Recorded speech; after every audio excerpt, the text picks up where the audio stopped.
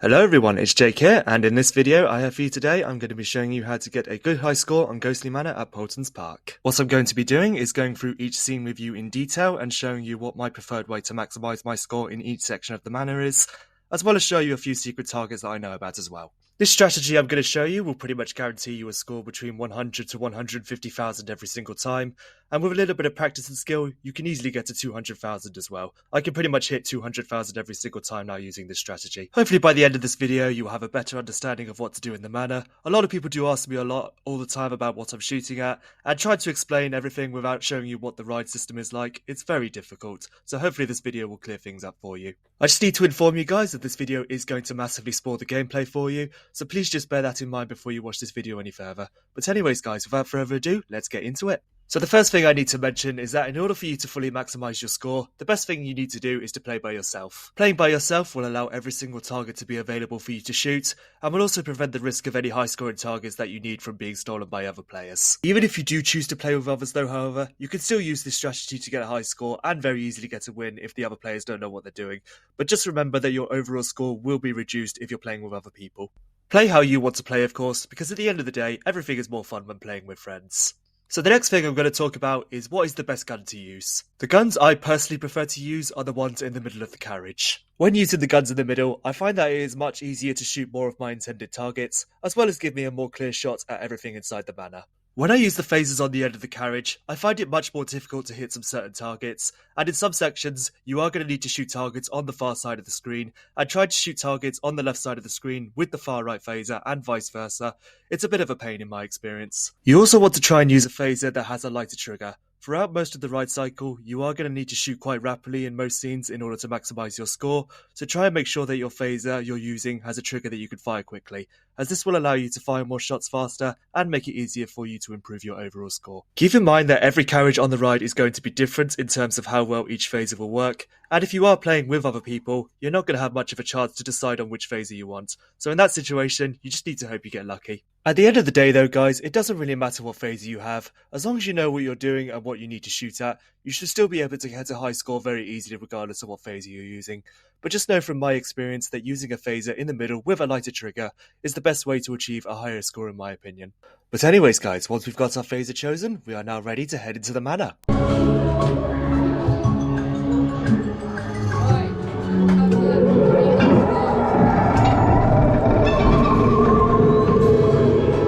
So to start off with guys, one important thing I need to inform you all about is when you move between scenes in the manor, make sure you do not fire your phaser too early. One thing I've noticed is that if you fire your phaser too quickly and before anything starts appearing, there is a chance that they can mess up the calibration of the phaser, causing it to fire massively off target, or even cause the phaser to not work at all for that section of the manor. In order to prevent this, make sure that when the carriage moves between sections, just wait a few seconds and allow the carriage to completely stop, and then wait for the ghost to start appearing before firing. As long as you do this, you shouldn't encounter any problems with the phasers, and it will make building a higher score much easier for you to do. So we are now in the first section of the manor.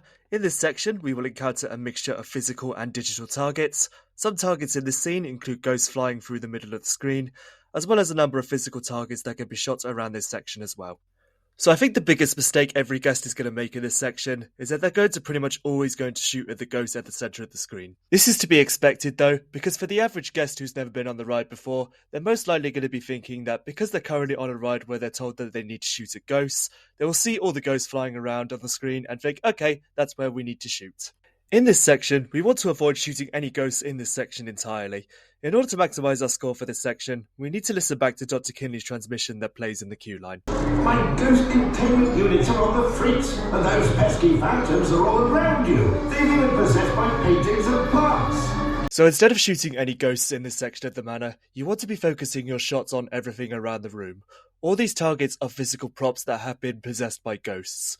All the targets that can be shot in this section are the clock, the left side paintings, the Dr. Kinley painting and the skulls next to it, the right side paintings, and the objects on the table. I don't recommend trying to shoot these ones in particular though, as from my experience they are very difficult to hit. All these targets can be shot multiple times and can give you a large amount of points if you manage to hit the majority of them. In order to know that if a target can be shot is that it will be glowing green.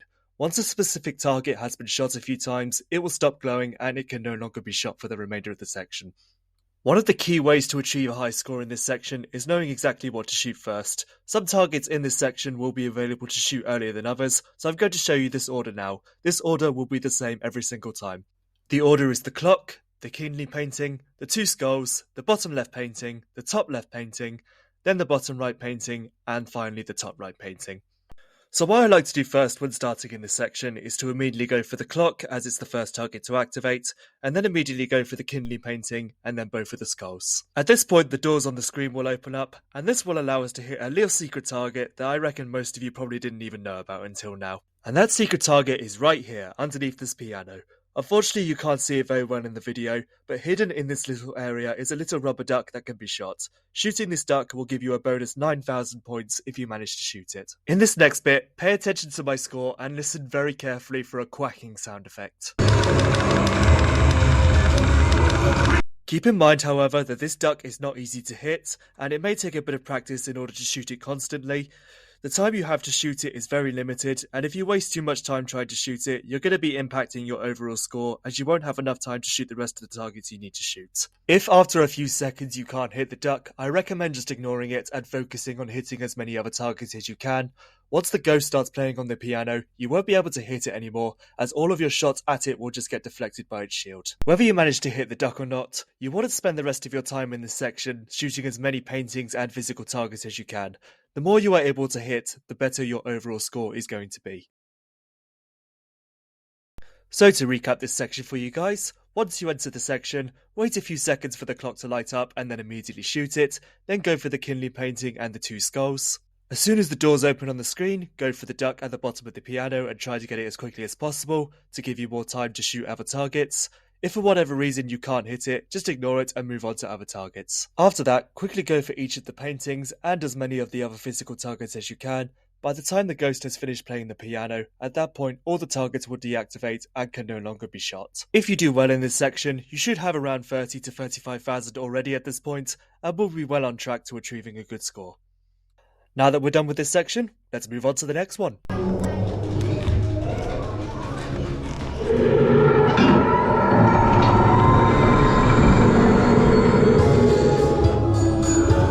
So we are now in the second section of the manor. This section will involve you shooting a number of physical targets that have been possessed by ghosts in both sides of the room. Any object that are glowing green in this section is a potential target that you can shoot. This section is a little bit similar to the previous section, except this time all the targets can be shot in a limited amount of times and will remain active for the entire section. So my main strategy for this section is to only go for the targets on the right hand side of the room. On this side, there is a group of props that are really close together, and they are also very easy to hit. I avoid the left-hand side because I find that, in my opinion, the targets are too far apart from each other, and some of them are too difficult to hit constantly. They also don't appear to give much more points than what the targets on the right-hand side would do. In this section, the best way I find to maximise my score is to make sure you are hitting something at all times. In order to do that, we need to know what the best items to shoot at are. The targets I pretty much always go for are the two tea keys, the clock, and the three objects in the cabinet. I tend to ignore the plate in the corner as I find it too far away from the others and it is a little bit more difficult to hit. Every time you shoot a target in this section, it will play a sound effect and it will deactivate for about a second or two before reactivating and being available to shoot again.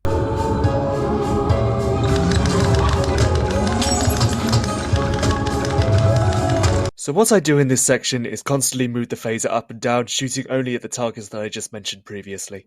The key to doing well in this section is to shoot fast and shoot accurately.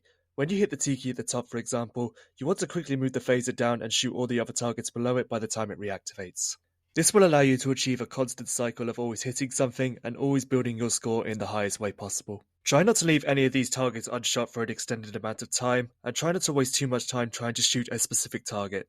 Your time in each section of the manor is limited, and every second you waste trying to hit something is going to affect your overall score. Just focus your phaser on the right side of the room and constantly shoot up and down, shooting this small group of targets continuously. As long as you're fast and accurate, you will easily earn a large amount of points from this section.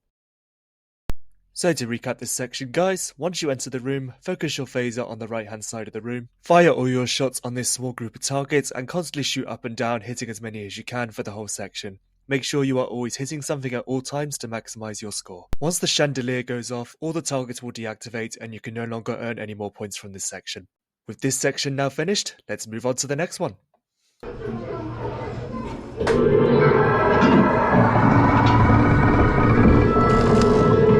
In this section, we will encounter the first digital screen in the manor. This section will involve you shooting at multiple ghosts and floating objects for the whole section. So this is the part of the manor I currently have the weakest amount of knowledge on at the time of making this video, and at the moment there are no real high scoring targets that I know of that you can shoot of in this section. One important thing you need to know about this area is not all of the targets you see in this clip will be available to shoot every single time, and they will appear randomly every time. What I do in this section to maximize my score is basically shoot as much as I can for the whole area and prioritize shooting any floating objects that may appear for additional bonus points. Once I enter this section, the first thing I usually do is shoot at the fireplace and hit as many ghosts as possible. The ghosts are only worth 200 points though, so if you are going to want to improve your score, you're going to need to shoot quite a large amount of them. Throughout the area, there will also be a large amount of floating objects appearing around the room that can be shot as well, all of which are normally worth around 5,000 to 1,000 points each. Some objects that I know can be shot are the coat hanger, the gramophone and the globe, as well as a few floating books that also float around the screen too. But like I said before, these are not always guaranteed to appear every time you play. One little tip I also have for you guys to help you give you some extra points is that on the right hand side of the screen, we also have a large amount of books that float around this area too. These books will always be here every time you play. What I need to give you a heads up about this though is that these books are extremely difficult to hit and the chances you will get most of them are highly unlikely. But they are worth 1,000 points each if you're able to hit one, and are definitely worth going for if you don't have anything else to shoot at. What my preferred way to maximize my score in this section is when I enter the area, start by shooting any ghosts that emerge from the fireplace and hit as many as you can. After a few seconds, a random selection of floating objects will start appearing. Focus your shots on as many objects as possible, as these will be worth the most points. When I feel like I've hit all the objects I can, I'll spend the last few seconds just trying to hit as many books as I can on the right side of the screen to help boost my score a little bit. You can also do things a bit differently if you want, and you can try spending your whole time in this section just shooting at the books on the right side of the screen. If you do manage to hit most of them, you will definitely get a lot more points than you would from just shooting at the ghosts. But like I've said before, these books are difficult to hit, and if you do end up missing most of them, it is just going to severely lower your overall score. So to recap this section for you guys, once you enter the section, go for the ghosts that emerge from the fireplace and get as many as you can. Once you start seeing objects floating around, focus on getting as many as you can in order to earn as many points as possible. Prioritizing objects over ghosts is the trick to maximizing your score in this scene. Also be sure to take advantage of the group of books floating around on the right hand side of the screen, as each one you hit will give you a large amount of points. You can just focus on the books only if you want to, but like I said before, they are very hard to hit and are a lot harder to shoot than they look. After a certain amount of time, all the ghosts will disappear, but any objects that are still floating around can still be shot at this point, so if you are trying to shoot an object, don't give up trying to shoot it, because there is a chance you might still hit it and get the points. This part of the manor is definitely the hardest to build up your score on, simply due to the issues such as the floating objects being randomized every time you play, and for the fact that some of the highest scoring targets you need to shoot at are very difficult to hit. But as long as you prioritize shooting at the floating objects, you will still earn a lot more points than you would from just shooting at the ghosts. Luckily, the next few parts of the manor will give us some good opportunities to build up our score a lot more, so let's make our way to them now.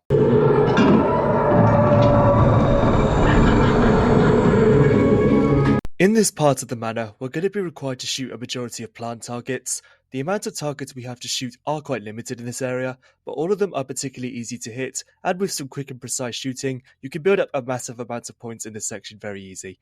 The way the targets work in this area is a bit similar to the second area. Once you hit a target, it will go down for about a second or two before rising back up and being available to shoot again.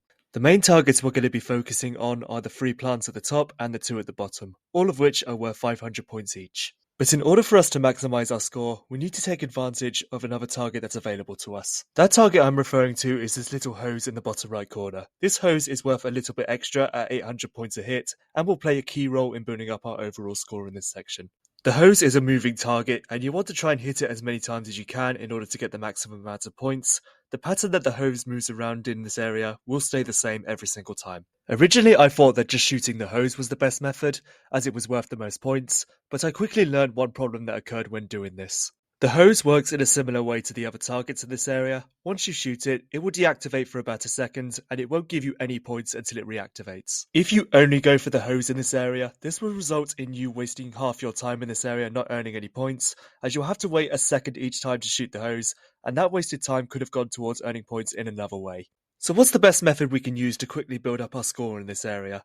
From my experience, it's from quickly shooting multiple targets. What we want to do in this area is to fire our phaser in a pattern. What I tend to do in this area is to fire the phaser at the 3 plants at the top, and in that split second of the targets being inactive, I will quickly aim for the hose and shoot it, and then quickly move to the bottom left plant and shoot that one. At that point, the plants at the top will be available to shoot again, and I can quickly aim back up and shoot them almost immediately after they have reactivated. And then I will repeat this process for the remainder of the section. With this method, we will pretty much always be hitting a target, and we will not be wasting any valuable seconds that we need to build up our score. So here's the best way to use this method. Once you enter the area, focus on shooting the 3 plants at the top, shoot your phaser in a left and right fashion, and hit as many as you can. When a target is shot, it will flash green and its red eyes will go out. When the eyes reappear, the target will be available to shoot again. After a few seconds in, the eyes on the hose will appear, and this will indicate to you that the hose can now be shot at.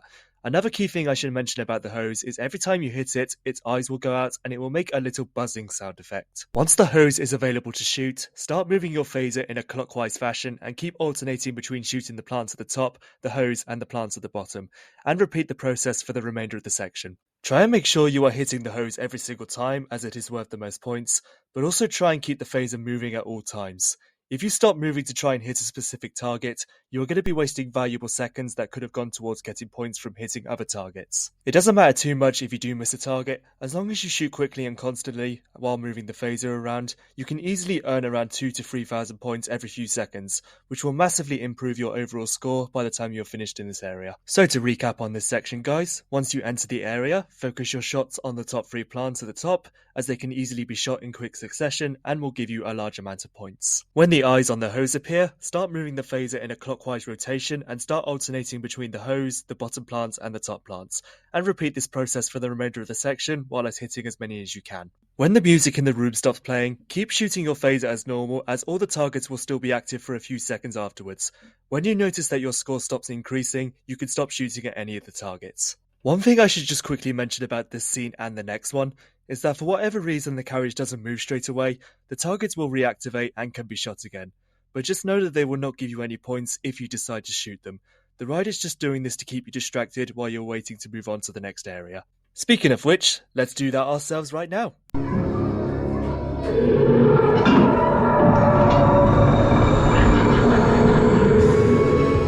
We are now in what I think is the scariest part of the manor. In this section, we will be introduced to our good old friend Basil, who after a few seconds into the scene will wake up and notice us saying hello to him with our phasers. Shortly afterwards, he will approach us with a big smile and a nice big hello back before going back to sleep again shortly afterwards. This scene will also feature a small number of plant targets that can be shot at as well. So the strategy in this area is thankfully pretty straightforward. In order to maximise our score though, however, a very fast trigger finger is going to be required for this section. Your main priority for this area is going to be shooting Basil. While he only gives you 200 points per hit, Basil is an extremely easy target to shoot at and gives you a very generous amount of time to shoot him throughout most of the section. The more shots that we can get onto Basil is going to play a key role into maximising our score for this area. So when we move into this area, Basil is not going to be active straight away, so within the first few seconds, we're going to be focusing on the plant targets, particularly the ones on the left hand side as there are a few more of them. The targets here work in the same way as they did in the previous area. They're worth 500 points each, and like before, they will deactivate and reactivate a second or two after shooting them. Start this area by going for the plant target on the left of Basil. Shoot up and down continuously and try and hit them as many times as you can. You are, however, only going to have a few seconds to do this. As soon as Basil's eyes light up, Basil is now available to shoot at, and this is where our high scoring strategy begins. As soon as Basil is active, you want to immediately aim your phaser at Basil and shoot him as fast as you can. The more shots we can get onto Basil, the higher our score is going to increase. It is important to know where we also need to shoot Basil, as we can only get points from him if we hit him in a certain area. The two areas that I know you can shoot at are the top half of Basil's head and the vine area underneath. I prefer to shoot at Basil's head though because I find it an easier target to shoot at. It is also important to make sure that all of your shots are actually hitting Basil, as the last thing you want to be doing is firing a large amount of shots and have half of them not hitting him. When you're focusing on firing the trigger rapidly, it is very easy to lose track of how much your score is increasing, and if you're not careful, you may end up not getting as many points as you might have thought because you were aiming the phaser too high or too low without realising. So the trick I use to ensure all my shots are going to hit Basil is that when I aim the phaser at Basil, I will hold it steady with two hands. What I will do next is when I start firing the trigger rapidly, is that I will be keeping an eye on my score while shooting to make sure that it is actually increasing. If you are shooting Basil correctly, your score should be rapidly increasing by 200 the whole time. Basil will also flash every time you shoot him, so you can also use that as an indication to know that you're actually hitting him. If I am shooting at Basil and I notice that my score isn't increasing, I will very slightly adjust my aiming to where I think Basil's head is and act accordingly from there. Another thing to note is that once Basil has activated, I don't recommend trying to shoot any of the plants anymore, as Basil's head will most likely just get in the way and block all of your shots. You can earn much more points from just shooting Basil quickly than you would from just trying to get a single 500 point target. After Basil has approached you for a few seconds, he will return back to his original position and deactivate. You won't be able to get any more points in this section after this has occurred. So to recap on this section guys, when you enter the area, spend the first few seconds shooting at the plants on the left side of the room and hit as many as you can. Once Basil's eyes light up, aim your phaser at Basil's head and start shooting him as fast as you can. Watch your score while shooting him and make sure it is increasing at all times. As long as you're keeping your phaser still while firing, all of your shots should still hit Basil just fine. After that trigger-happy experience, we will now head into the most important area of this strategy. This next area is going to be crucial to achieving a good high score.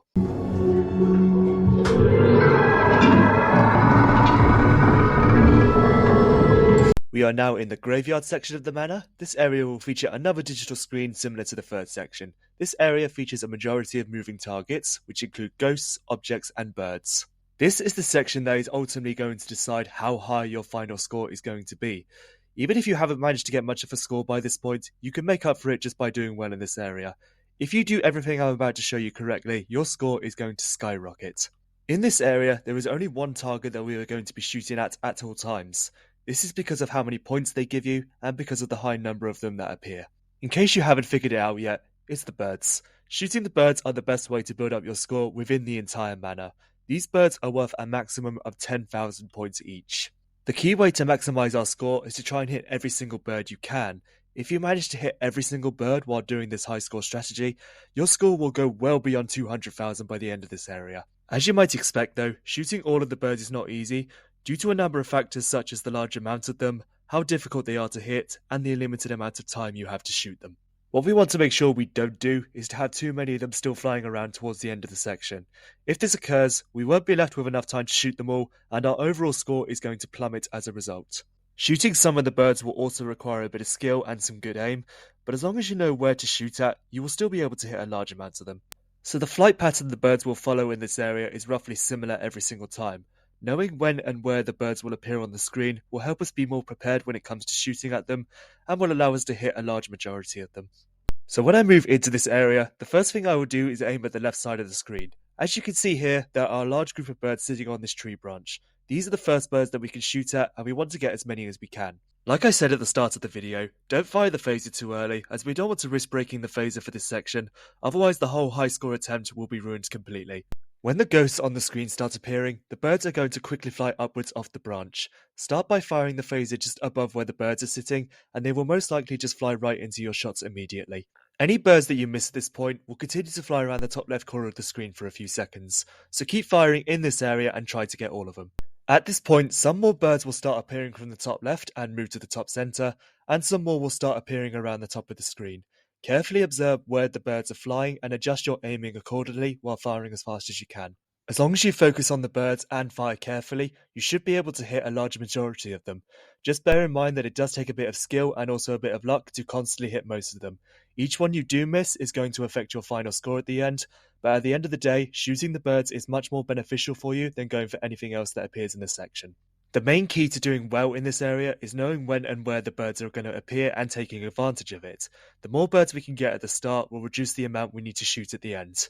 If we can get all the birds that appear at the beginning by the time more birds start appearing at the top of the screen, this will give us plenty of time to focus all of our shots on the birds that appear later on, and ultimately helping us maximize our score. In the end, it's all going to come down to a bit of luck and skill in order to hit all of the birds, but as long as you can get as many as you can, you will definitely see a significant increase to your score. Even if you didn't do as well as you may have wanted in some of the previous areas, such as not hitting the duck in Area 1 or not being able to build up much of a score in Area 3, hitting a few extra birds than you normally would here will easily make up for any mistakes you made previously. If towards the end I feel like I've gotten all the birds I can, I usually spend the last few seconds going for a few floating objects, as they're worth around 2,000 points each, and any little boost to improve my score will definitely help. So to recap this section for you guys, when you enter the area, aim your phaser at the birds on the left hand side of the screen and shoot as many of them as you can. The more you get at the beginning will make it easier for you to get more birds that will appear later on. Keep shooting your phaser around the top left corner until you've gotten as many birds that appear in the beginning as possible. At this point, more birds will appear from the left of the screen and fly towards another group of birds that will start appearing at the top of the screen. Aim your phaser at the birds that are flying from the left side of the screen and follow them towards the top while shooting them to get as many as you can. Now that we're aiming at the top of the screen, spend the rest of your time in this section shooting as many of the birds as you can. Getting the majority of the birds here will give you a significant increase to your overall score. If you do manage to hit all the birds and you still have a bit of time left, you can always go for a few other objects floating around the area to boost your score a little bit. As you can see here in this last 20 seconds, we have doubled our score from around 97,000 to over 200,000 just from shooting the birds. And we didn't even hit all of the birds that time, so just imagine how much higher my score could have been if I did. Make sure you stay calm and focus in this area when shooting, as this is ultimately the area that is going to decide what your overall score is going to be. If you mess up here, your chances of getting a good high score are going to disappear completely. Hopefully by this point though we have done well here and we have a significantly high score. Now we can move on to the final section of the manor, where we can help give our score one last extra boost.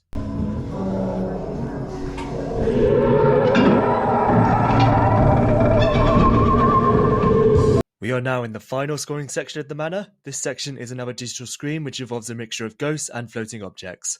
OG will also appear in this scene and will fly around the room for a little bit before ultimately being sucked into a containment unit and finally getting contained. So this area is going to be similar to the third section in terms of what we need to do and shoot at, except this time there are a few secret targets and tricks that we can take advantage of to help boost our score. So to start off with, what I like to do first is to shoot at OG. OG is now a target that we can shoot at in this scene and can be shot multiple times. OG will move through the room in a left and right fashion, and what I will do is keep my phaser pointing at him while doing the same. Every shot we get on him will award us with around 200 points each. This might take a bit of practice to do consistently though, as OG moves fairly quickly and is a bit tricky to hit. I find that if I shoot just to the left of OG, it will ensure that all my shots are going to hit him. If you do this correctly, you should be able to boost your score by a few thousand points.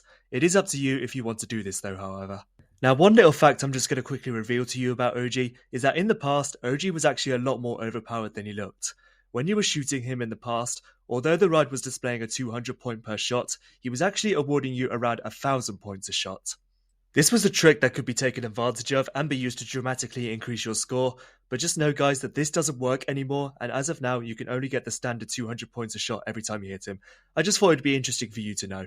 Whether you decide to go for OG or not, your priority for this scene is to shoot any floating objects over actual ghosts, as they will award you with more points. Shoot as many objects as you can to give yourself an overall better score. What I'm going to show you now is a secret target that I know about. That target is right here just by this lamp. Like the first area of the manor, there is a little duck that can be shot and will once again award you with 9,000 points if you shoot it. This duck is a lot easier to shoot than the first one, and it must be hit in order to maximise your score. This duck is a one-time shot though, so if you're playing with others, make sure you get it as quickly as you can. Once I've hit the duck, I will usually spend the next few seconds shooting at as many floating objects as I can in order to maximise my score. For the last few seconds of this section, we're going to be focusing our attention back to OG. Towards the end of the scene, OG will reappear on the screen and will start getting pulled into the containment unit. He is able to be shot at during this point, but he is a bit tricky to hit. He is a good opportunity to build up some points though if you manage to hit him a few times. Alternatively, you can just ignore OG completely as he's being pulled in and just focus your shots on other targets instead. Either way, when OG gets pulled into the containment unit, one thing you need to make sure you do is have your phaser ready to shoot at the container. There is now one last final trick we can use to give our score a final boost. When OG appears in the container, start shooting him as fast as you can. Every hit you manage to get on him will award you with 400 points each. You only have about 2 or 3 seconds to do this before the scene ends, so make every shot count. The more shots you can get on OG at this point, the more we can boost our final score. Another interesting fact about shooting OG while he was in the container was that in the past this also used to be extremely overpowered as well and used to award you with around 2,000 points a hit. This was a very easy way to increase your final score by around 30,000 in literally under 2 seconds, but just know that this also doesn't work anymore and you will now only get the standard 400 points every time you hit. Even despite this now guys, shooting OG while he's in the container is still a very good way to give your final score a boost before the end of the section. So for our recap in this section guys, when you enter the area, spend the first few seconds focusing on getting as many shots on OG as you can as he moves to the right hand side of the room. Once OG disappears, go for the duck on the right hand side to give yourself a large boost to your score, and then spend the next few seconds going for any floating objects that you can for a few extra points. Once OG reappears, either shoot him as he's being pulled into the container, or finish up shooting any objects that you can to give yourself time to aim your phaser at the container. When OG appears in the container, shoot the container as quickly as you can to add as many points as possible onto your final score. Once OG is finally contained, everything in the room will disappear and our mission is now complete. We now should have a relatively good high score. We end this run in particular with an impressive 231,500 points. With OG now back where he belongs, and with a good high score to finish it up on, we can now move to the final section.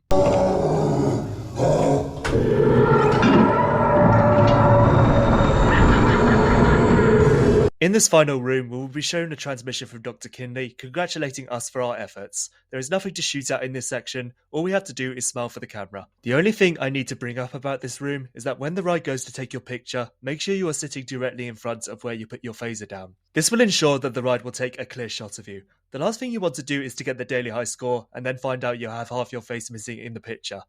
Let's now end our high score run with Dr. Kinley's transmission. Incredible work, team.